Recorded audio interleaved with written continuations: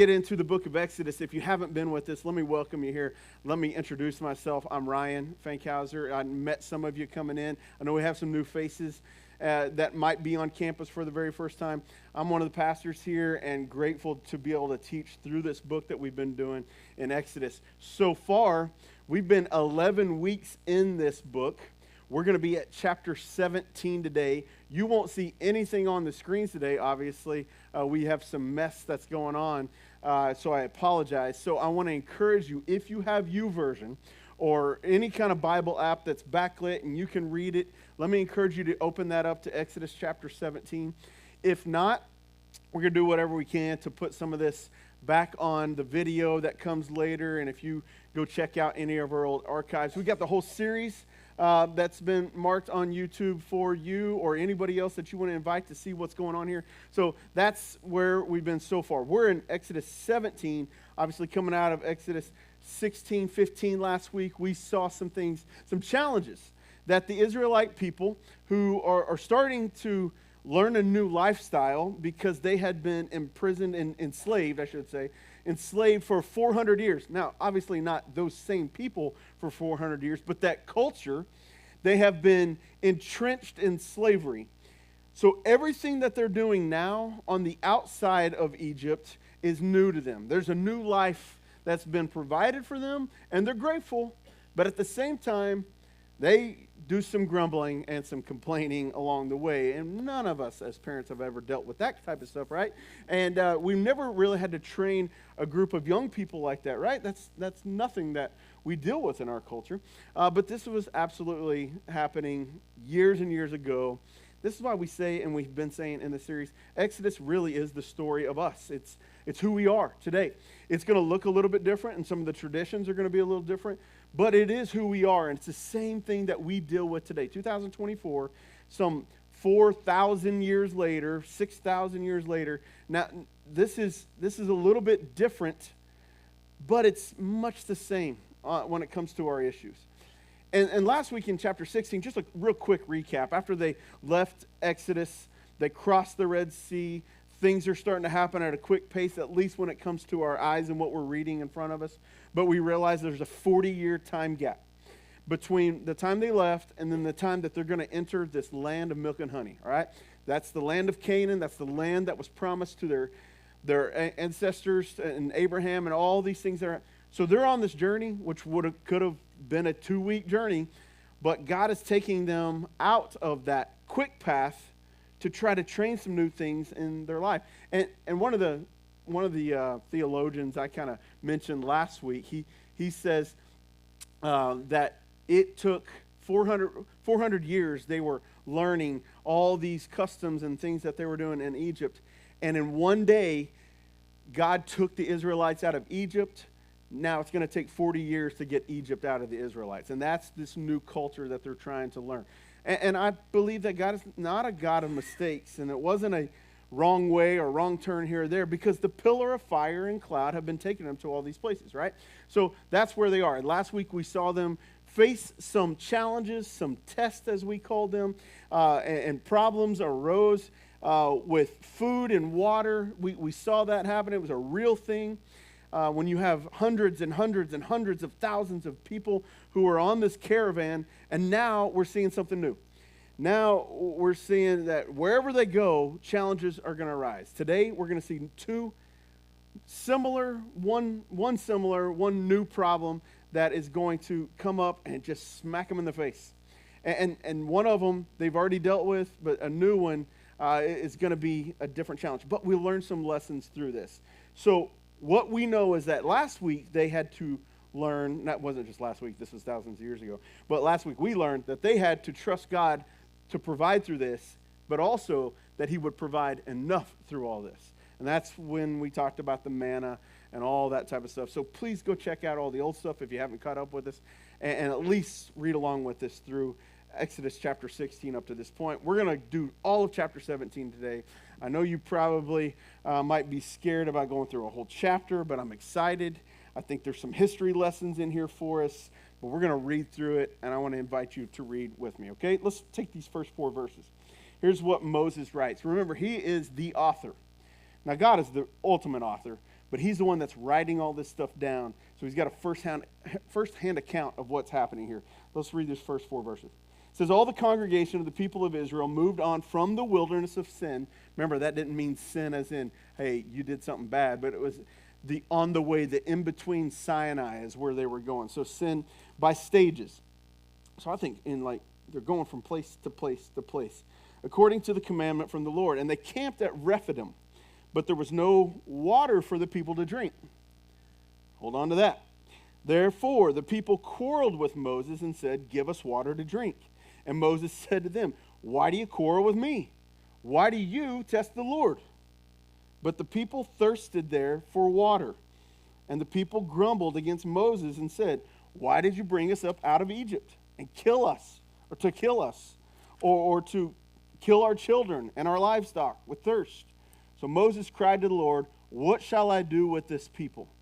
They're almost ready to stone me, okay? So you get a picture of what's happening here. This is a very real problem. When you see the word wilderness, don't lose sight of the fact that this could be a very desolate place. No vegetation, maybe some sage here or there. We're talking about a place that doesn't have fertile ground to plant crops, so they're just wandering from place to place.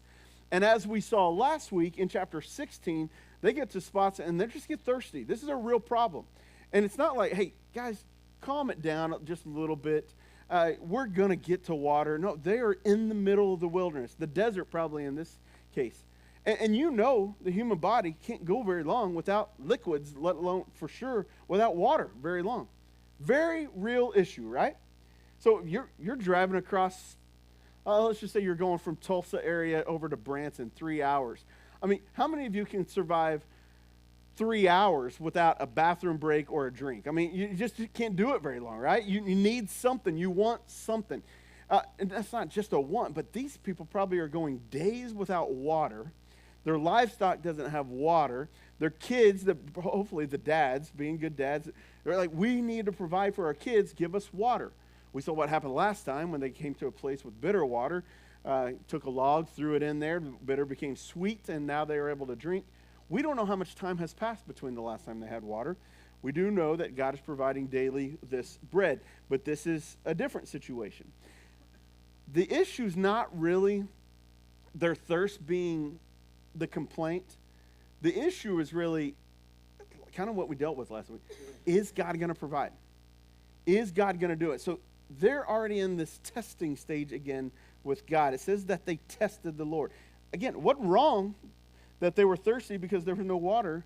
Because I think I would want that too. After 1 day of outside work, I want water. I want to come in and do it. So if they're walking around, this is what they're doing. So what was wrong was they're grumbling against Moses. They're grumbling against the Lord. That's where we need to catch ourselves. So where are we in this story? That's what they're doing. So the good news is that Moses continues to set the tone. He's a leader. He stands up and he what?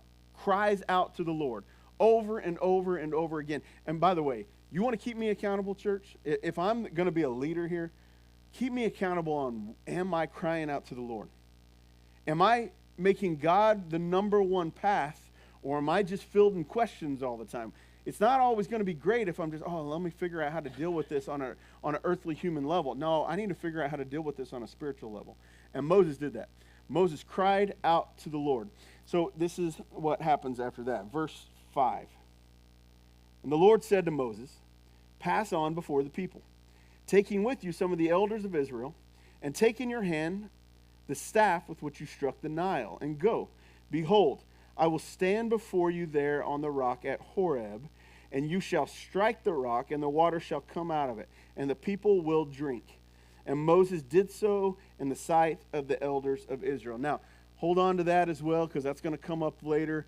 It's very important that Moses has these elders of Israel with him. He's not doing this alone. He's including the leadership of their gathering, but he does exactly what God asks him to do. What did God ask him to do? First thing he says, go grab that staff. You and the elders of Israel, go grab the staff. Remember that staff? Any of you who have been on this journey with us? That staff is that same staff that God threw down on the dirt, and it became a what? A serpent, right? And here he is handling snakes. I know that's what you guys expect is going to happen in church. We don't do that, all right? But that's what happens. This staff, this rod, it might say in your Bible, he threw it down, it became a snake. It's also the same staff, the same rod that he struck the Nile, which is what was referenced right here, and it became blood. And that was the first strike against the Egyptians, right? The same staff that he threw in front of Pharaoh became a serpent that swallowed up another serpent. The same staff, whenever they exited, the Exodus, when they left Egypt and crossed the Red Sea, what did he do? He held it over the waters, and it parted.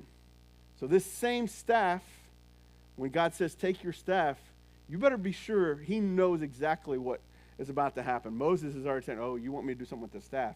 It's about to get real. And what I mean by that, it's like supernatural real, not stuff that we've ever seen before, but God's going to show up again. Moses knows what's about to happen. It's not going to be me who have to answer all these grumbling complainers. It's going to be you, God, who shows up in the staff. And they're going to know this is what's about to happen. So this is kind of what's happening here. And in the midst of people complaining, God blesses Moses here with confidence. And he reminds him again, right? Don't miss that part there where it says, I will stand before you. I will stand before you. I am with you. This is one of the great themes of Exodus. If you're reading through this or you're going through some stuff in your life, know that God says this to you, to us right now. I will stand with you. I will stand before you. I will go before you and be beside you. I am here for you. God shows Moses, he shows the people in the pillar of fire and the cloud that he is with them all along the way. So he continues to provide along the way, and he's about to continue to provide with another miracle, right? Water gushing out from a rock. Don't miss that. This is not something that naturally happens, right? I was trying to look at, like, are there water rocks? I don't know. I don't know where they are, if there are some. But there are some that evidently have water coming out. And when Moses strikes it, it gushes out.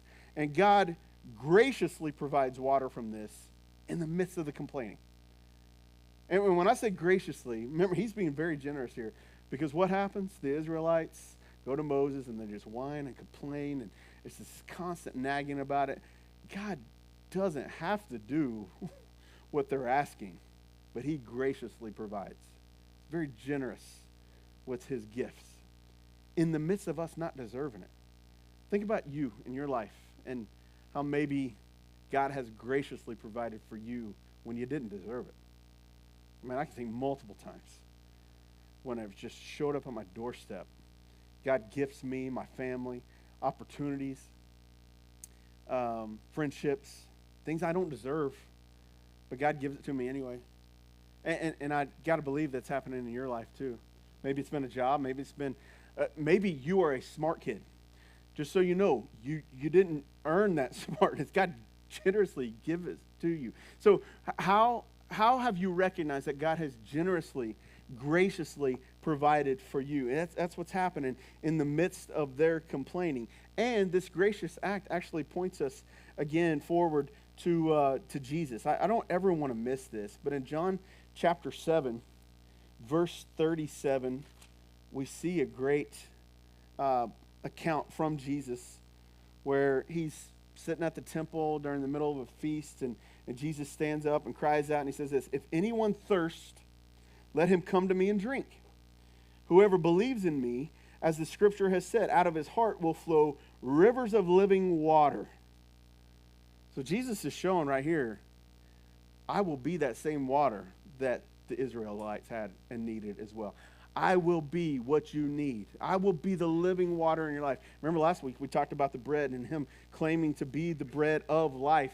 Us praying that prayer, God, give us our daily bread. Not just our provisions, but what he gives us in our daily needs spiritually with Jesus in our life. So there's all kinds of connections that are happening here. Don't miss the Jesus connection here, all right? So God provides, and Moses memorializes, honestly. And what happens here in verse 7 changes things. He says, they called the name of the place where all this happened, Massa and Meribah, because of the quarreling of the people of Israel.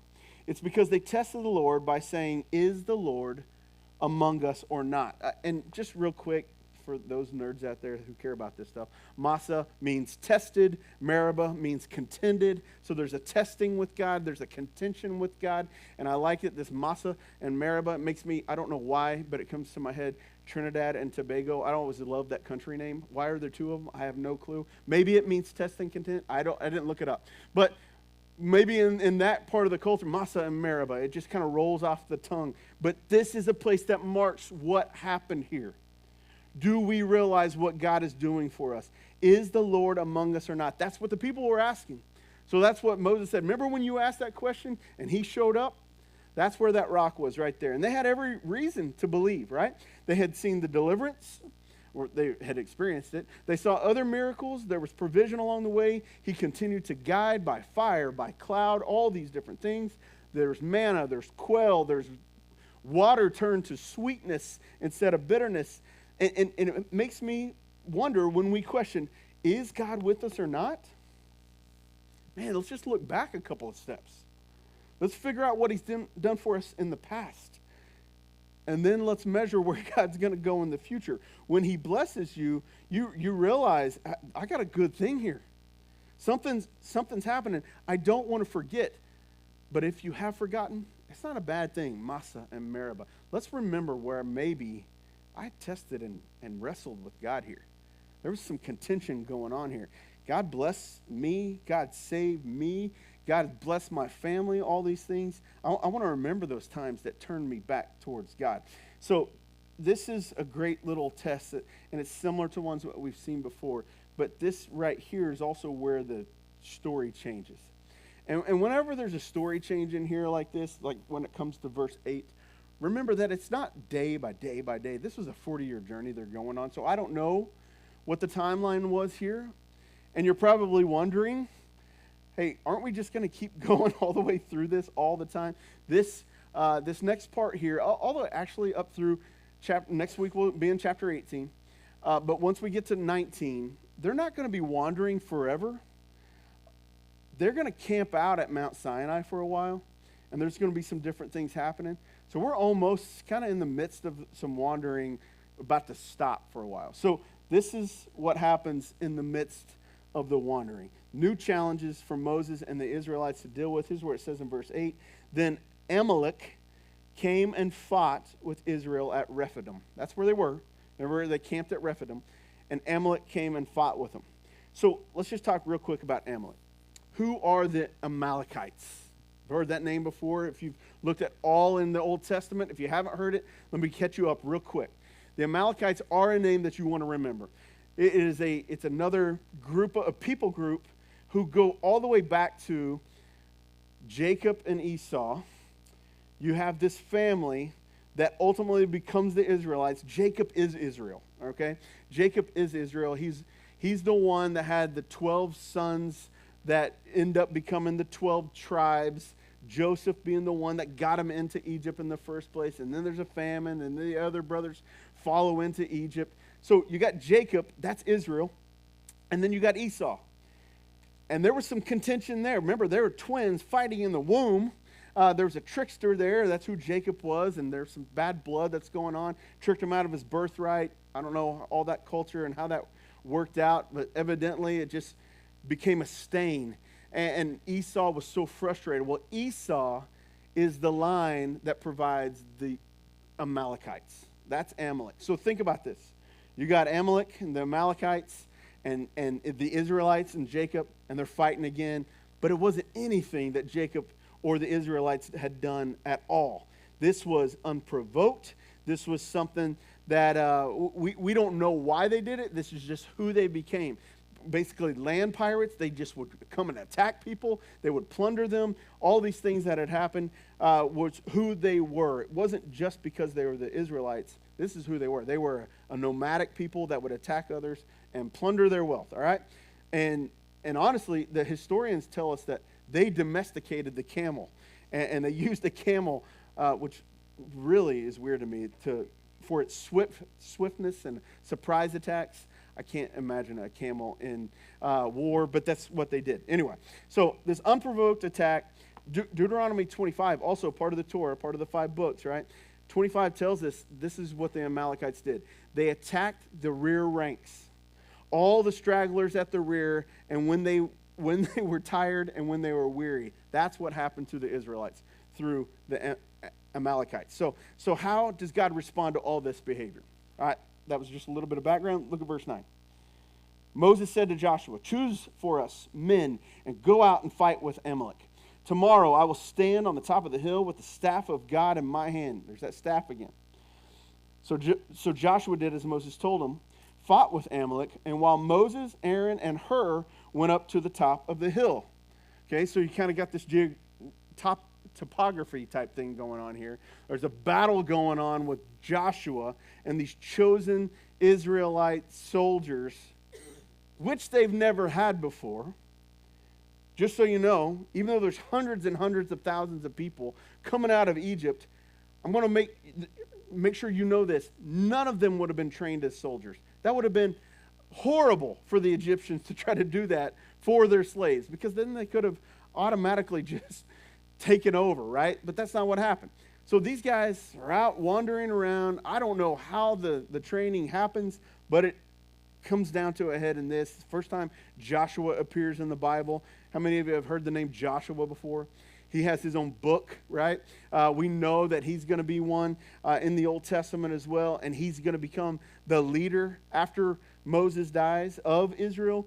And here Moses tells Joshua, hey, choose an army. This is what's happening.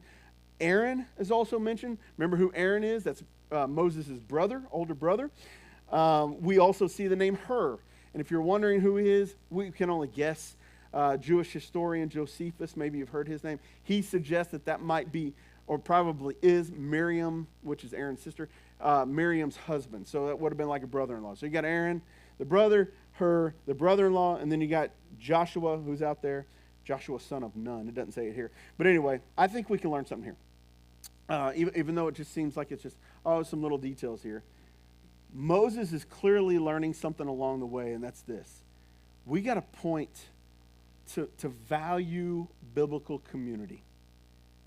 And if you haven't valued biblical community, which Moses did, he's like, I can't do this alone. I need people to be around me. I don't know when Joshua showed up, but he obviously saw the value in him. He saw the value in Aaron and his brother-in-law. And then there's others that we'll see next week as well. But we've got to learn to value biblical community. Maybe you've heard that phrase, to choose your battles wisely, or to pick your battles, right? The truth is this. You can't always pick your battles, but you can choose your army. You can. You can choose the people who are going to go through the battles with you. We can't choose our battles, right? You are going to face a battle sometime this week. If you choose to do it alone, fine. That's great. But it's going to be some struggle. But if you choose to do it with some biblical community, some people around you who love you and who care for you and who are praying for you and who are lifting you up with you while you're praying, which is what we're going to see here, then things change for you. It's not just about having some people in your life, but about having the right people in your life. And that's what he's showing us right here. And I think there can be, I get it, there's a lot of excuses for not choosing biblical community. You know, if you've been there, maybe you like attending the worship services, but you just don't want to get to know others, or you can't handle close relationships. I'm going to tell you, you can do life alone and try it and see how that works out for you, or you can have the people around you who love God and love you and want to do life with you. There's going to come a time when you're fighting a battle and you're going to want some biblical community around you. You're going to wish you had the right army around you. Here's what happened with Moses' battle. Look at verse 11. It says this, whenever Moses held up his hand, Israel prevailed. Okay, we'll hold on to that image, hands. But whenever he lowered his hand, Amalek prevailed. But Moses' hands grew weary. So they took a stone and put it under him, and he sat on it. And while Aaron and Hur held up his hands, one on one side, one on the other side, so his hands were steady until the going down of the sun. And let me stop. No, let me keep going. And Joshua overwhelmed Amalek and his people with the sword. So get a picture here of what's going on. When he raised his hands, good things were happening. When he lowered his hands, it wasn't so good. You're like, well, what does that mean? Are we like a composer or something? Dun, dun, dun, dun, dun. I don't do music. That's bad. I don't think it's that. Here's what it is. In Hebrew culture, the hand raising is a posture of prayer. And Moses is praying for the battle. Remember how old Moses is here at this point? He was 40 when he left Egypt. Then he went and found a wife, had some kids, came back. He was 80 by the time the Exodus happened. He's an old man. I'm hoping Joshua is not an 80-year-old general here. But I'm assuming Aaron is at a point in his life, he's like, this is what I can do right now, and I will pray. And this posture of prayer. Remember where they are, topography-wise? They're up on a hill. So the soldiers are there doing their thing against the Amalekites. Aaron and Hur and Moses are up here, and Moses is doing his thing, whatever he can do. He can pray. And this was a visual for the people, for the soldiers to see that he is going before God for us. He is praying to God. Now, in our culture, what's our prayer posture? A lot of time it's head bowed, hands clasped maybe, eyes closed. If you're on a ball field, it's get on a knee. Everybody take a knee, whatever it is. You know how it is. It's just different. You might sit in your chair, you can do it. You might go to your knees next to your bed at night. I don't know how you grew up praying, but our posture is different. But in Hebrew culture, this posture was a posture of prayer. And I was thinking about this. I was about to invite one of our young people up here at the very beginning of the message, and it would have been a long explanation. Just say, hey, stand over here and just hold your hands as long as you possibly can. See how long that lasts, right? You know, anybody who watches those Survivor games and they do those tests of endurance, I'm like, you know, I could barely do that, let alone hold up my hands for a while. But Moses clearly, I don't know, it wasn't just old age, but man, it was something that was happening here, something that really physically was wearing him out. But that's what they knew. That was their posture of prayer, and he needed this. Up until this point, God had done all the fighting for him, right? And now he's telling this whole group of people, I want you to participate in this. And notice the power of God, and notice the cooperation of the people. This is what's happening here. Earlier in this chapter, what did Moses do? God tells him to strike the rock. This is the participation part. He strikes the rock. Who provides the water? God does. Now what's happening here? Joseph is leading this battle. Moses is praying, but who's providing the power? God does. And I'm not just going to say that it was a direct result of when he was praying, they were winning, but when he was not, he was losing. All I'm saying is what the text says. You're a lot better off when you're praying. And God is really going to recognize what your focal point is here.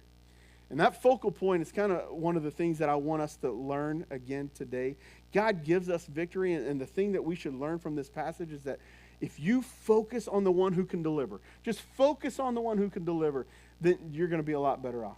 Yeah, value biblical community, but focus on the one who can deliver. That's what Moses is doing, but it's also what the soldiers are doing. We're going to come back to that posture and what he's doing as a sign up on a hill. Oh, look, our leader is intervening before us. And they're focusing on what he can do, and they realize that when we're connected to God, we're all in a better place. So he gives us kind of a better picture here. God being our focal point, Moses being their focal point here. This kind of gives everybody some true perspective, and this is what's happening here. I don't know if you ever get just frustrated with life, and you start to ask questions like, how am I going to get through this thing? You got a situation going on right now, right? Maybe you came in here with something right now. How am I going to get through this? And you just don't know. Maybe you focus on God in your prayer time, however that is, on your knees and in your car or whatever. Hopefully your eyes are open in your car. Whatever you're doing, maybe you focus on him whenever you come in here to worship. I hope and pray that when you pray and worship, your perspective changes. How am I going to get through it? I don't need to know the steps. But I know when I put my focus on him, things change. Hopefully you can put things in perspective. God is bigger than anything that we're dealing with, anything that we got. And hopefully our perspective can change. And our circumstances may not change, but our perspective does, and how God handles things That will change. That's what happens when you focus on the one who can deliver. Let's look at verse 14. We're close to wrapping this text up. And this is what it says. Then the Lord said to Moses, write this as a memorial in a book. Recite it in the ears of Joshua, that I will utterly blot out the memory of Amalek from under heaven. Read that again. I will utterly blot out the memory of Amalek from under heaven. And Moses built an altar there and called the name of it, the Lord is my banner. So we had that Massa and Meribah place, and now you have another memorial. You have the Lord is my banner, saying this, a hand upon the throne of the Lord will have war with Amalek from generation to generation. But I want to point out something very specific here. God is not happy with the Amalekites. When he says, I will completely blot them out, he means it. And he is not happy because of the evil, the vile, the whole reality that they took out the weak and the hurting, the weakest of the clan first. God is not happy with this. And he is going to punish them. This is his people that he saved out of bondage already. I'm not going to let them die now. So he basically puts an oath before the Israelites. I will blot them out. Why is God so mad? Well, they were unprovoked. It was evil in the eyes of the Lord. And God is going to keep his promise. If you know the story later, this declaration kind of spreads far and wide. Unfortunately, there was a king, the very first king of Israel, that's Saul.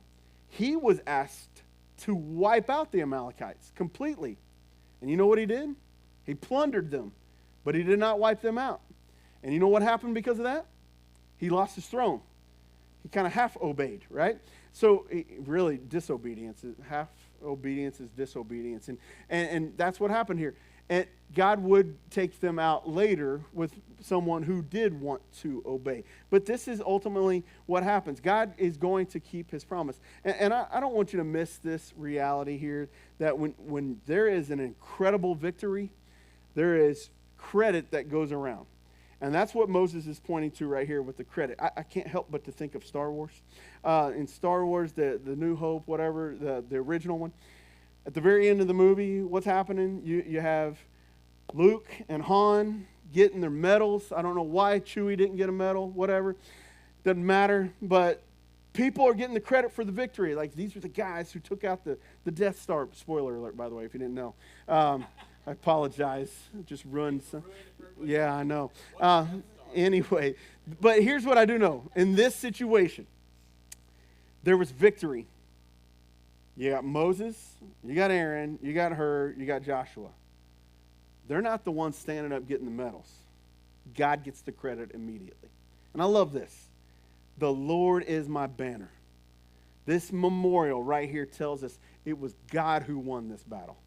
It was God who was always going to win this battle. And maybe you think that when you see this Jehovah Nissi is what another Yahweh is my banner. Yahweh is the Lord is my banner. Maybe you think of the banner of more of a flag. And I can't help but to think about this weekend. I know a lot of you probably don't celebrate it much, but Flag Day was Friday. I remember between our junior and senior year, me and some other boys here in Coweta, we were part of this crew from American Legion. We ended up being part of Boy State. Anybody ever hear that stuff? Well, we did some service projects with them, and I just remember going around and putting flags all throughout the community. A bunch of us just split up and do it, and I had no clue that these guys in the American Legion did this all the time. The flag, the banner that was going around. There was something patriotic about it, obviously, Flag Day. Here in a couple weeks, we'll have some more of that's going on. And we'll kind of rally around the banner, rally around the flag again for 4th of July. Actually, just this week, we'll have an election here and other precincts around the county for, you got some senator races that are happening, kind of kicking off something that's about to happen throughout the rest of this year, right? And if I have never told you this before, I'm sorry, but I'm going to tell you now. I think it's important to vote. I'm not going to tell you who to vote for, but I'm going to tell you, as a Christian, you should vote your Christian conscience. Let's just make clear of that. I'm not going to tell you what party or anything like that. You vote your Christian conscience. And if you don't, then you're not being a steward of your Christian responsibility. Because if you want to change culture, Maybe you don't have a loud voice. Maybe you don't have a platform, but you do have a vote. So go out and vote. Go do it. Wear that Christian conscience proudly. Understand the banner on which you rally around. It's not necessarily, and listen, I love doing that stuff back with the Boys State. I love patriotic things. I love the end of The Patriot. You ever watch that movie? Mel Gibson is just taking that flag and he's going through whatever his name was in that. And that's this image that conjures up in my mind. Like, man, we're going to rally around. Those guys were focused on the flag and they were rallying around the banner. Now, that was a Christian, or it wasn't a Christian thing, but it was definitely a patriotic American thing. That we got something that's bigger than that. And as patriotic and as American as I am, I'm not rallying around that banner as much as I am the Lord is my banner. And I hope and I pray that this elevates in your life right now. And it's important as a Christian to rally around your beliefs and to vote your beliefs and all that. But it's more important to stand firm and to understand we're rallying around a bigger banner than America. Let's infect everybody else through who we rally around. The Lord is my banner. In battle, that's what would happen, right? Opposing nations would fly their flags on one pole, and the other one would have another pole. And what would happen is that they would keep focus on that flag. They knew where their crew was. They knew what would happen here. The Israelites, here's what would happen in this case. They're not they're not an army yet. Joshua is making things happen. You know where their banner was? It was up on a hill. And it looked like this. And yeah, they could have easily, at the end of this battle, said, Moses is our banner. Aaron and Hur, the support, that is our banner. But that's not what they did. They memorialized that place saying, the Lord is our banner. He gave us victory. In big battles and in small little battles, the Lord is your banner. The Lord is my banner. And this is how we should be focusing on what we do. So this is, as much as, you know, we can look at whatever this Christian nationalism, which, by the way, gets way out of hand. Way out of hand. Be careful there. Let's take our stewardship into that fight, but at the same time, let's stay above it and have a macro level that the Lord is our banner. So these Hebrew men, and they weren't true warriors just yet. They were slaves. They weren't fighters. They had to be afraid of the battle they were in. But when it looked bad, they looked upon Moses, and they knew who they were going through with the Lord as their banner. So this is what's going on. Some of you are probably pretty beat up right now. And maybe you're not. Maybe things are great, but I just want you to think through some things. Maybe you're thinking about quitting. I don't know what the situation is in your life. But maybe the marriage is rocky, and you're struggling, and you're wondering if you're going to stick it out. I want you to think through that and keep your focus on the Lord as your banner. Maybe let's just bring it a higher level here.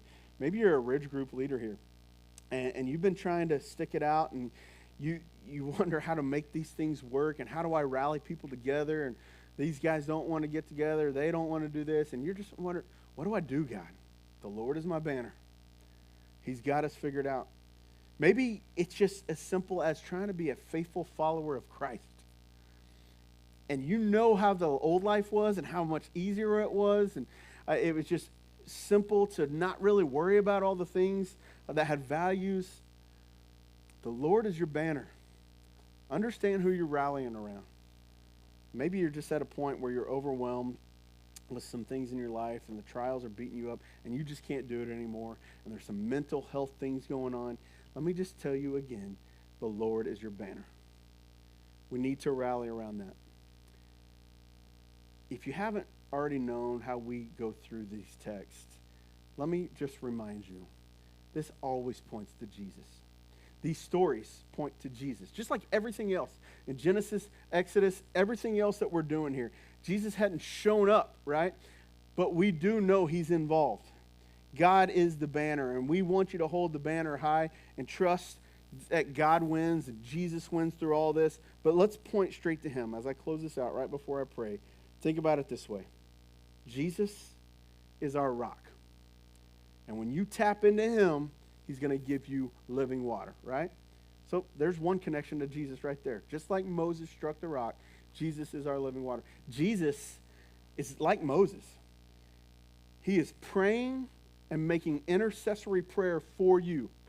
You might not have anybody praying for you, but you know who is? Jesus is. I know that sounds weird, but he is praying on your behalf. He is going to the Father for you, just like Moses did. Jesus is like Joshua. I don't know if you knew this or not, but that word, Joshua, in the Hebrew, Yeshua, is the same word that Jesus' name is. And it means God is my salvation. Yahweh is my Savior. Jesus is clearly our salvation. He is fighting our battles, and he has won the battle for us, ultimately, much like Joshua. And then finally, Jesus is our banner. He is our focal point. He is who we rally around. He is the one thing that's going to unite us all together and to keep us moving forward. So let's do that today. And let's pray. God, thank you so much for Exodus. Thank you for it coming to life. I pray that there is some history here that we can learn throughout. I also pray, God, that there is some reflection in our own lives that we can do as individuals. And as we move forward in our worship, or we move forward in the different traditions that we may have in this building, and we take them out into our world, into our workspaces, into our families, whatever it is, God, help us to realize, most importantly, you are our rallying cry. You are our banner. You fight for us. You've won for us. You have saved us, and we thank you for that salvation through Jesus.